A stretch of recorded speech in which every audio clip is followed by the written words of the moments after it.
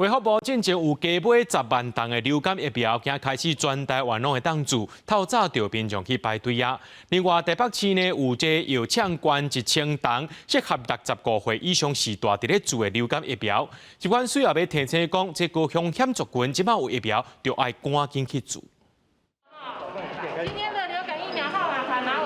10月中背排柜牌伫柜台等挂号满面的期待，因为疾管署紧急购买10万剂公费流感疫苗，伫2月20正式开始做。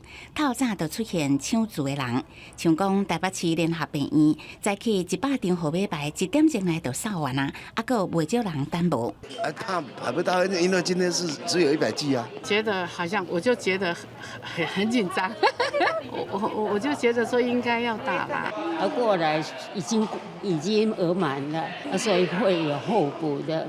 他说你就等一等。有民众6点就开始走来排队，因为流感疫情还佫伫高峰。这届因为开始做的对象是11类高风险的族群，药厂嘛特别捐赠1000剂含组织的流感疫苗，专门提供给65岁以上的长辈来做。主要是施打在65岁以上的长者。那因为佐剂疫苗它会对我们的人体产生的那个。抗体数量更多，那持续力会更久。那因为长者的免疫力本来就比较差，那这个会对长者的那个抵抗流感的一个效果会更好。医生嘛提醒，即马自拄好会当赶到228廉价的尾班车，加一个保护力。全台湾同步开始做疫苗，各地卫生局心境拢变正红。台南市中西区卫生局同款出现真长的人阵，要长辈透早5点就到场。初步估计，10万剂疫苗要做的真济。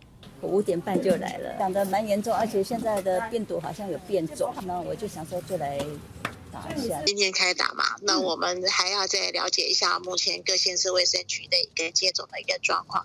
不过我们已经确认，我们配付给各县市卫生局的一个疫苗都有配送到。疾管署嘛提醒，高风险族群一定要量早做。另外，今年10月也有新一波流感疫苗，互防疫未中断。公司新闻采访报道。